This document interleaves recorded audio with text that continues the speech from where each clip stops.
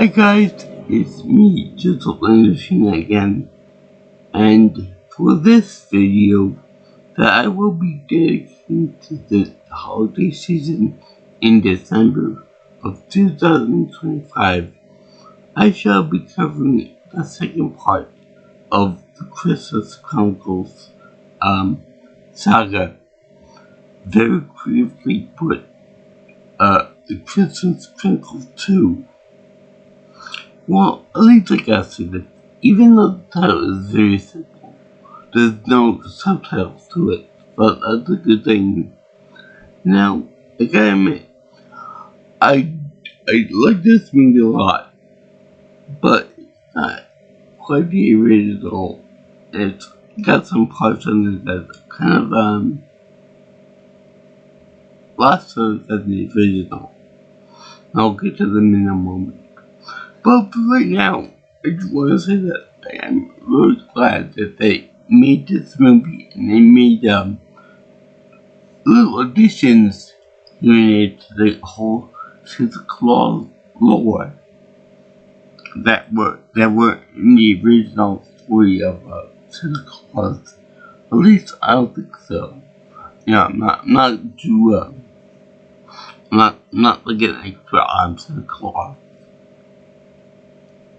Other than the fact that he did conquer the Martians. But I like this. I like the fact that Santa Claus is like ever evolving, so that at first he was just a guy that gave away gifts around Christmas time, around December 25th. But then it evolves into something much better. He's got more powers. He got 8 radios that fly. He got one that acts as a beacon, Rudolph. And it just took off from there, literally. And with every new movie, with every new story, it gets more and more grandiose. Let's see, it's like a modern mythology. At first, it was a regular man that he got magical powers. Then he became a mutant, like an X-Men mutant. That's pretty funny. I would like to read that one day. That's gonna be pretty funny. Anyway, some of the additions to the lore are number one, that the reindeer, the 8 tiny reindeer, except Rudolph, are all female. I didn't know this. I thought that they were like a mixed bunch. Comet, Cupid can be either or. I thought that in like Gasher could be a male. Whereas something like Vixen, definitely a girl's name, just me. But besides that, they also have like a weird thing where they call Santa Claus King of the Elves. Okay, I could get behind that a little bit. Meaning that the King of the Elves comes around the time of the supposed birthday of Jesus Christ, which in himself is known as the King of the Jews. So, King Shming.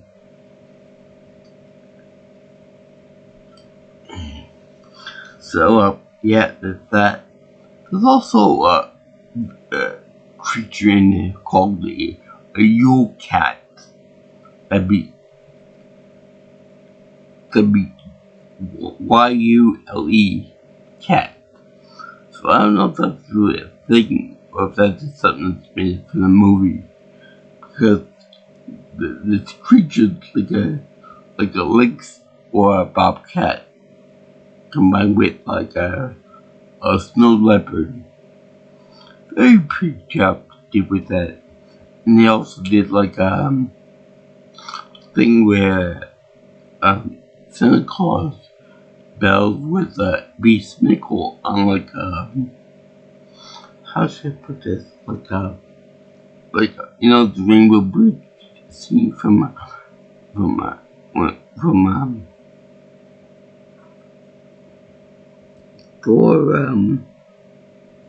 the one with how they was that Ragnarok, yeah, where she's fighting him in that big tube of the Rainbow Road there. Anyway, right with that. So, you know, not with him, with this other elf human hybrid called Beast Nickel and a Beast Nickel, something like that. And it's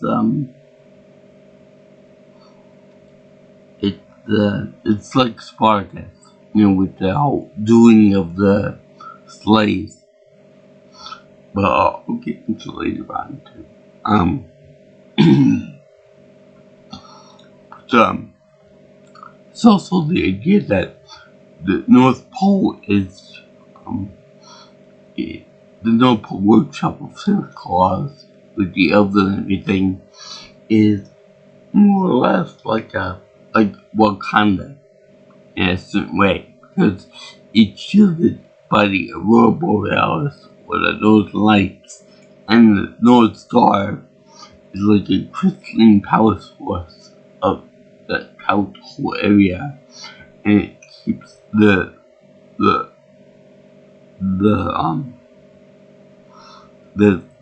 workshop or town or whatever you call it shielded from human eyes. So that's something that's quite nice. I believe that this movie came out after the whole Wakanda thing was introduced into the MCU, so they probably got their influence on that for that. And they have Tyrese Gibson in this movie. I feel really sorry for his character in it, because he's trying to get with the main girl and boy's mom from the first movie, and she just giving him shit. I mean, she just real little shit during the first part of the movie to him. You know, he takes her on a nice vacation with her family to Cancun in Mexico, and I would like to do that for the winter. I wouldn't drink the water there, but still, it's a nice little thing. And he's just a little brat there, even worse than a brat. But be nice, don't like 10 years old, I'm gonna give her a break. But still a little bit of a brat. Even though her hair looks like a lion's mane. And he looks a lot like remember that actor from Space Jam that played Michael Jordan's father? Yeah, he reminded me of that. He's been putting on a little bit of weight. But he's still good. He plays a good father figure. And a good father to his son. Wanted him out a little bit too. But anyway, that's one thing that I like about this woman. She's a little bit of a brat.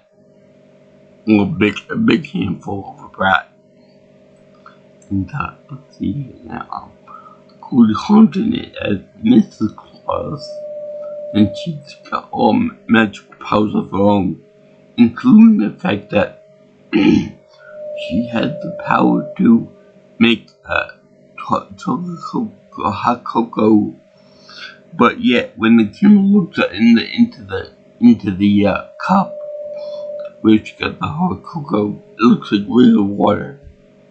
That's very funny. And what's even more funny is that when she got the big coat on her body, it looks and her hood's up, it makes her look like a big sperm. Well, that's very funny. But yeah, I like to see Kurt Russell with his wife. I don't believe. I heard that they're not married, so whatever, like partner, whatever. But I like to see them two together because they play off each other real well. And of course, you got the little elves there to come back, little hybrid elves, look like little animal monkeys, look and behave a lot like humans. I'm much later in the movie when Beast Mickle, yeah, Beast Mickle, wanted to end up going against Santa Claus, trying to destroy him in the best way he can. He ends up giving him kind of a gas, which makes the elves crazy, much like villains. And it's very funny what happened to them. Anyway, they get turned back to normal again. So anyway, we begin the movie with them going, with the family going to a vacation in with Gibson and his son. So I like the interactions with the girl and the son. It's funny because because the boy from the first movie, teenage guy, he only had like maybe like 5 lines in the whole movie, and then he goes off to this boy chasing girls thing on the beat. So he's out of the picture for most of it. But the little girl again wants to leave everybody behind. He doesn't like the Tyrese getting with her mother, and she does everything in her power to break him up. And when she doesn't do that, she says, "I'm sorry, you don't want me to do that," and just tries to book it back to home. You know, chill out and go home. Which is really stupid and dumb. I mean, what airline would have a kid go home with them by themselves? So then she goes home with them. She tried to dump the little kid, the son, back online at one of the things at the hotel. Not only did she want to run away from her family, but she also wanted to engage in the life of a little black kid. So that's kind of heartless. Please make sure that he's safe and sound. But they end up being picked up by a mysterious kid in a golf cart, going to take him to the airport. And this is weird because the golf cart ends up doing a weird turn off so that they end up going into a black hole, a wormhole I should say, made by him. And number one, the golf cart is nowhere near going fast enough to do that. And second of all, the little boy gets put into it by accident because he stole away out of the cart. So they go to the North Pole, near enough to the North Pole, and we have Santa Claus, Kurt Russell, chasing after them by with chasing the Yule Cat, trying to get away from the reindeer and such. So he attacks the deer or something, kind of like a wolf with lambs. So anyway, they show him chasing this cat, and it's a good thing that he would chase the cat and saw the kids, because otherwise they would be frozen to death. Now, the whole reason why I bring up the fact that the kid is black is very interesting because when it comes on to them to get nursed back to health by Mrs. Claus, okay, because otherwise the kid's almost frozen to death, and Santa brings him back in the sleigh, and anyway, she takes care of the white girl first of all things, and then she takes care of the black kid. I feel like that's a kind of racist joke there somewhere. But yeah, I'm gonna say that. So, anyway, the North Star is like very important to these people because it protects them and shields them from prying eyes. So, in a very weird way, I forgot exactly how it happened, but Beast Medical ends up, this kid ends up fighting with Santa Claus over the crystalline power source. It's out of the tree and stuff, and it's handheld. So Santa Claus uses his magical power to grab it, and the kid ends up trying to rip it from it using a power glove of his own design. So you got to feel that it's like a technology versus magic thing going on there. It's very similar to what happened in the 85 Santa Claus movie. Actually, a lot more story beats get taken from there, and it's transpired into here.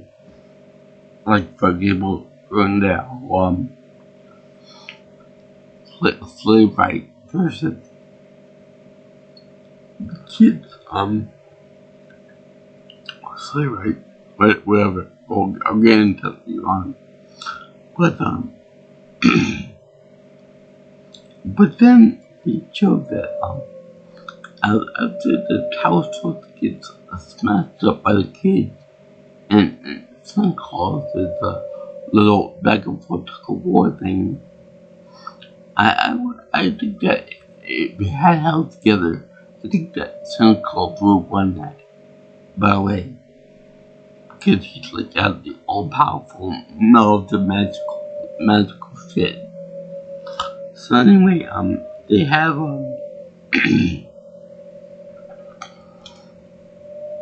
they have they show the kids' backstory and have this one little called Beast Nickel, which has the same outfit on as the guy, ends up getting being a real penis in his ass because Santa Claus, when he was originally like a regular man giving away gifts and small amounts of money to people around the town and the area, kind of like in the 85 movie, and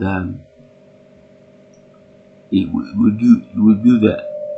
Then he got adopted by the elves and became the king of the roar. So then when he was like buddy with this guy Beast Nickel with the head elf, kind of like Patch in the first Santa Claus movie. But then he eventually got away from it because Santa Claus became Santa Claus. He became the guy that gives away toys and joy and happiness to everyone around the world. So when he did that, he didn't have enough time for Beast Nickel, whatever his name is. So then he became a little bastard. At first he started to do the homeless pranks like the whoopee cushion and all that then he became a little bit of a nuisance because he would vandalize Slay, and then he get into hating humans because it took away his precious time with Santa Claus, Saint Nick himself. So this is kind of like one of the weaker reasons. I hate children because they take away my daytime with Big Papa. So anyway, it turns out that he became the one thing he hates the most. And it's funny because when Michael becomes a human, he ends up becoming a British version of Eric Cartman. I swear to God, that's how it turned out. It was just so funny. It's like, oh boy, look, that's Cartman. The specters of Thorpa. So now he wants to become better than Santa so that people will forget about Mr. Claus and Mr. Claus, which is possible, but still, he tried to use technology to become more popular than Magic user. And he uses drones to do it too, try to kill the little girl, and he tried to release the Yule Cat into Santa's reindeer barn. So he almost kills Mom Dasher until later on when Dasher takes revenge on the Yule Cat. I think his name was Jolly or something thereabout. Somewhere dead. So anyway, they show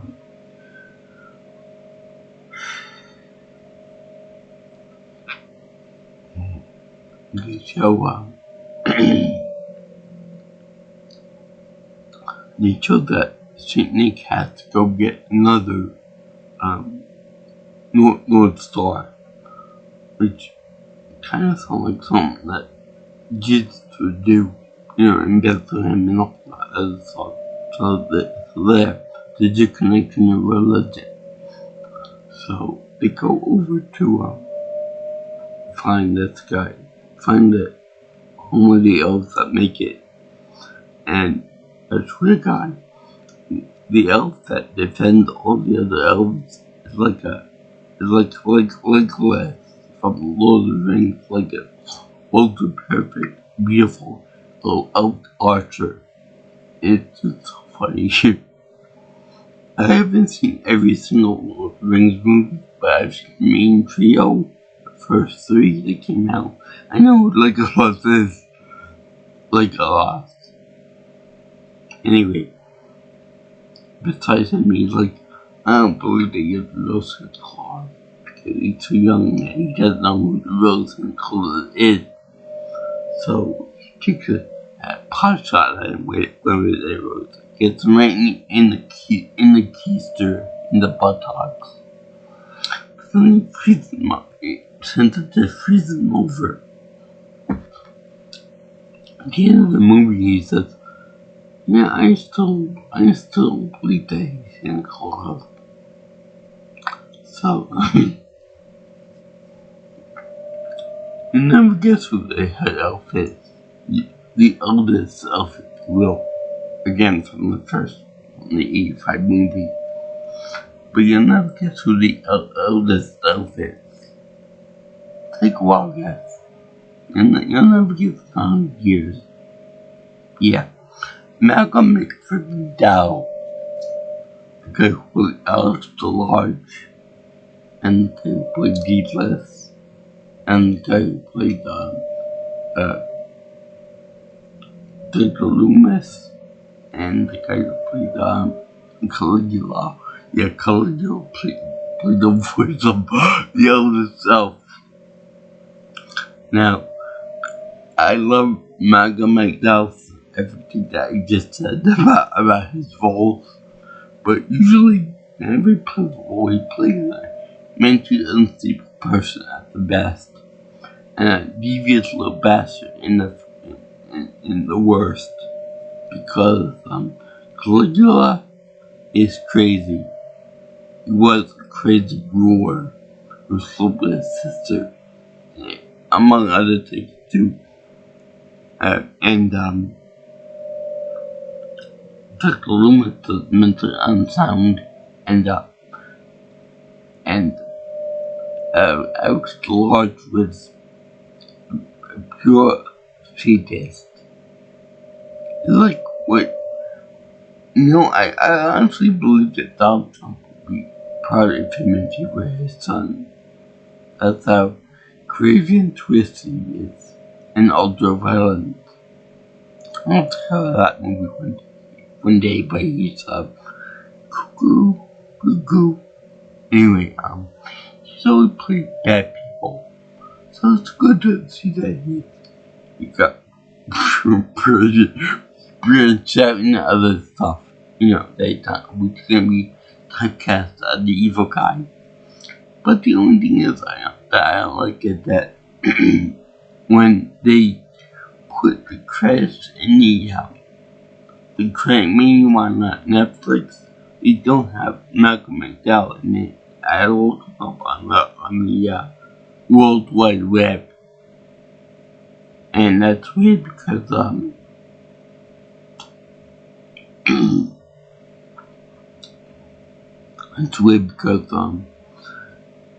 his voice is very distinctive. You can hear that from a mile away with that British accent. So in any case, they always the newfangled North Star. They want to bring it back, pretend Beast Michael, send them back in time. Yeah, it's a brief time travel story where the girl gets sent back in time with Santa Claus, and she actually meets somebody named Doug. And no, it's not from the Nickelodeon TV show. It's her father, but at 13 years old, which is if he was born in if that was would be sent back to 1986. Something doesn't add up right. Because I believe that this movie took place in 2020. So she's eight or so. That doesn't make any sense. Not only that, but I would think that it would be the perfect time that the future father, at this time and date in the future, in like 20-something years, when you go into whatever the circumstances are for him to die, don't do that. Don't get into the car. Don't go work that day. Don't get on the plane, for example. But no, she doesn't do that. She doesn't want her own father by his own death. I mean, I would do that if I were able to go back in time, even by accident, and meet my father before he married my mother and all that stuff. I would say, don't do this. Don't do that in the future. Don't bring your son to the hospital to get a shot in there. Or whatever. I would say get married to my mom, because that's a must for me. But, yeah. And, so anyway, they have him go back in time, and he also showed Miss Michael's lower imitation to ride, and boy is it, it's an attempt. Yeah, it's a bullshit attempt. It's like everything that you expect from a magical sleigh ride, with reindeer and stuff. It's like the damn sword. Not even get a version things for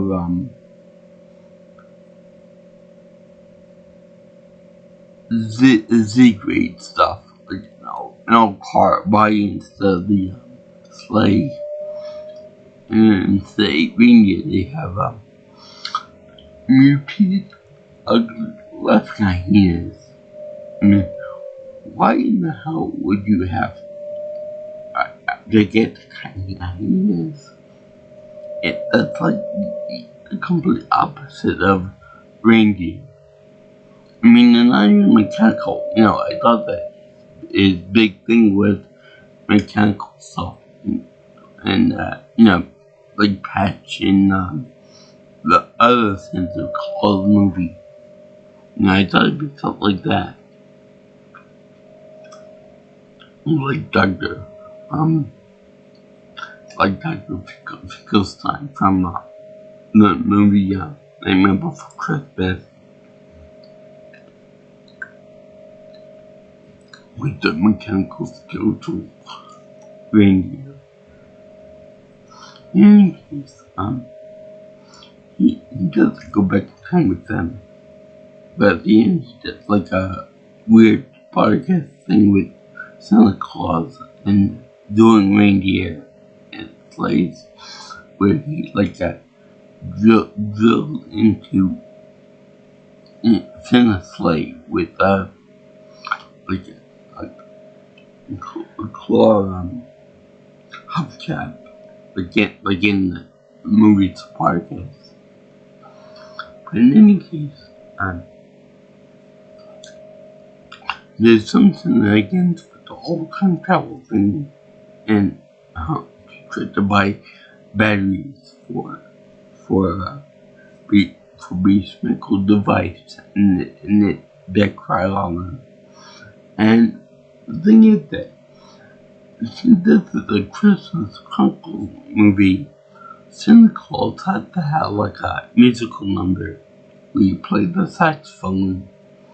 And the first one was charming and cute. But in this one, it seems kind of lame and pointless. Because the people are all the flights are being cancelled. So he seems to get the Christmas spirit of the heights so they can fly again. But it just seems very stupid. If I were over there, I'd be like, damn, I'm gonna be late for my flight to Chicago. Oh, you're doing this whole number? That's nice. But I'm still fucking late. I want my ticket. I want an equivalent train ticket to go wherever I need to be. But he gets the woman behind the front desk to help him out. I would love it if they had the woman from Planes, Trains, and Automobiles to do it. But he must have been hire someone else. So they get another woman to do it with him. It's funny to all say that. So anyway,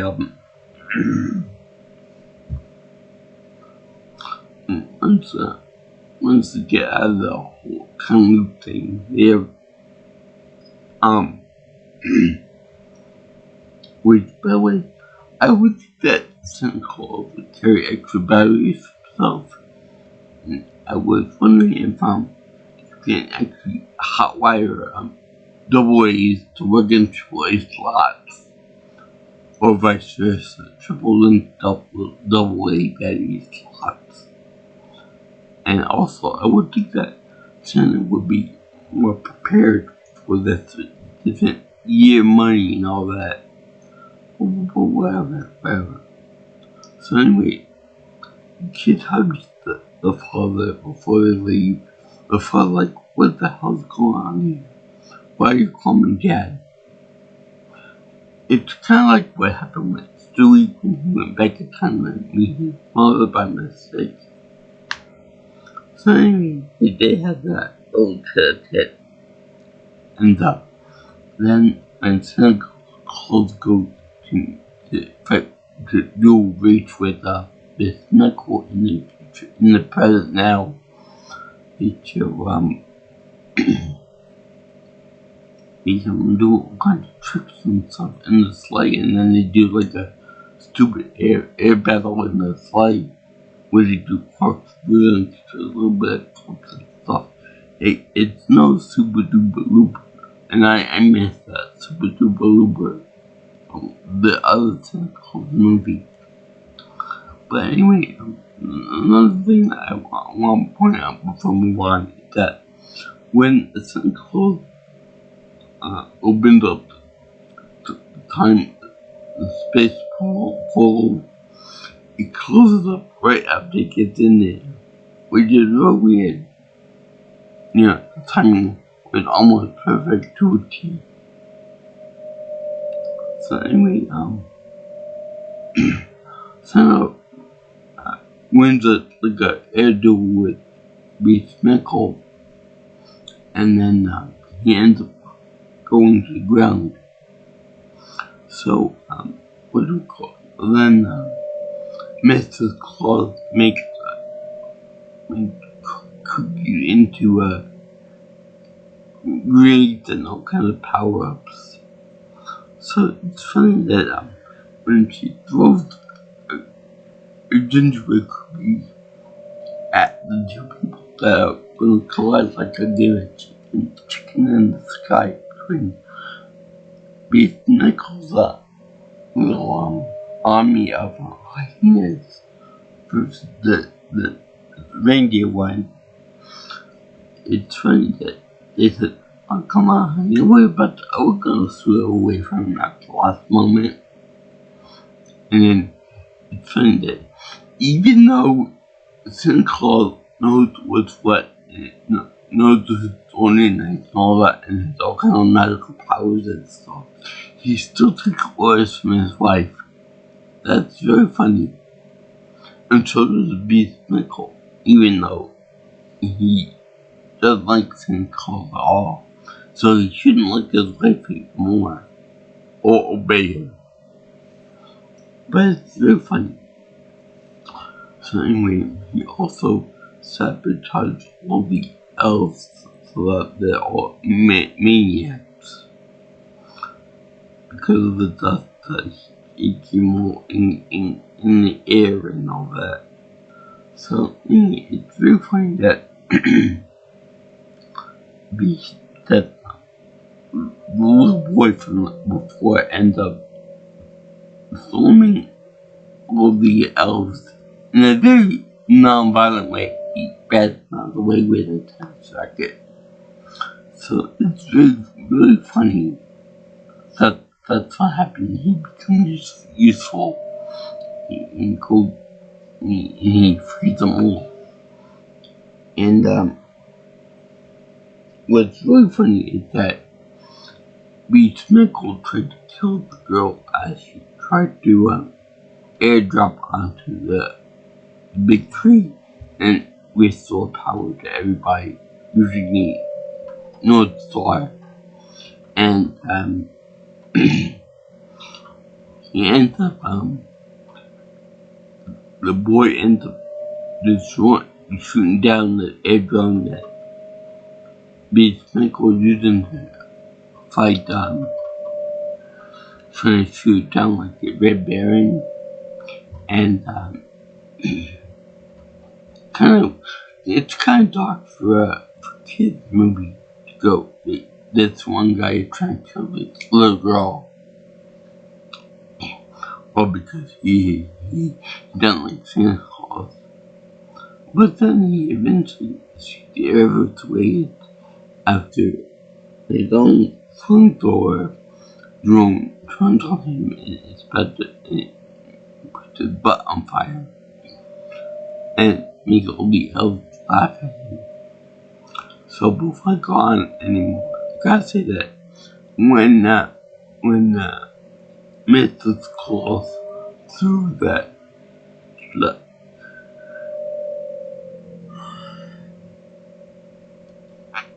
and she just threw that gingerbread grenade at them, it's a lot like Mr. Bill from Saturday Night Live. Only that's funny in itself. So then they have Beachmichael actually transformed back into an elf because he learned about the Santa Claus gave him back a gift. The first gift that they worked together to bring back memories and good feelings of love and stuff to them. So it was actually really sweet that he was able to turn him back into his normal self and believe in himself. And he did. So anyway, it's funny to note that this toy looks like a Russian onion top dome. I don't know what the significance of that is, but that's fun. I think maybe they were hinting at the fact that one of the two boys came from Russian mythology or something. So anyway, they returned Christmas back to the way it was, and then time for the boy and the girl to go back to their parents again. And even Santa said, meaning the father from when he was younger, was not his own doing. It was purely coincidence. I don't know if that's true or not, but I don't think that it was an accident. I'm sure that Santa Claus was taking credit for that if it were true.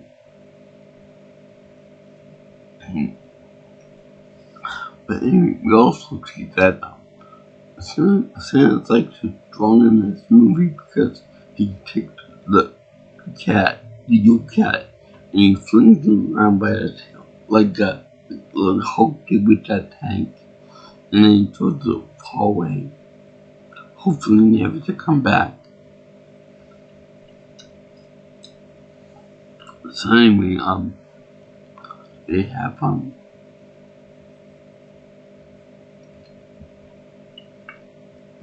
kids who parachute down with peppermint stick patterned parachutes back down to the beach. And what's funny is that these parachutes, nobody knows that they're on the beach. Nobody from the hotel, nobody on the beach looks up and down. Why are two kids parachuting from a sleigh in the air? Get Santa Claus? So, when they get back to the earth, kids are like, I love you, Mom and Dad. And then the girl accepts Tyrese as her father, or stepfather, and then they all end up singing "Oh Christmas Tree, Oh Christmas Tree," to which Santa and the elves can sing them after they come down. I feel like there's a reference in there to Keebler elves in the tree, but no. So, I really like this story a lot, except for the parts where I don't like the song number, the whole Beachmichael thing, being like British Cartman. I'm sure he's a good actor and stuff, but it was just so annoying. And plus, he was the only elf with an accent, the only elf to retain English when he became an elf again. So he's chosen, but yet you adopt their culture and their language. It doesn't make much sense to me. Well, I'm just a normal kid that just likes movies. Anyway, I like this movie a lot because it extends the lore of Santa Claus, and it could very well easily been like the Santa Claus 2, where Tim Allen abducts a woman to become his Mrs. Claus. But no, they focus on Santa Claus. They focus on the kids. They focus on tall elf thing, like in the 85 movie.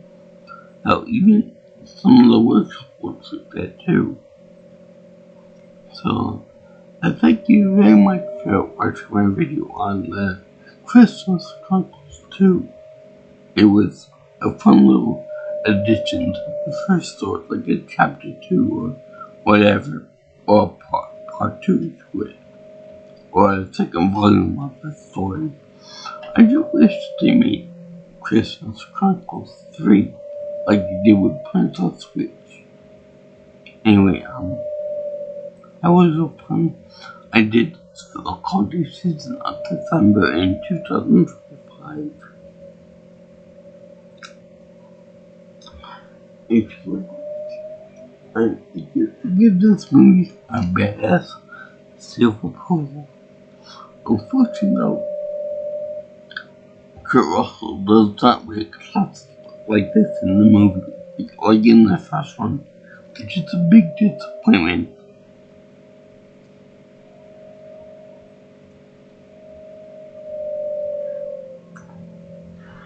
Anyway, if you guys like what you hear, and want to see more of my videos, please like, comment, share, and subscribe to my channel.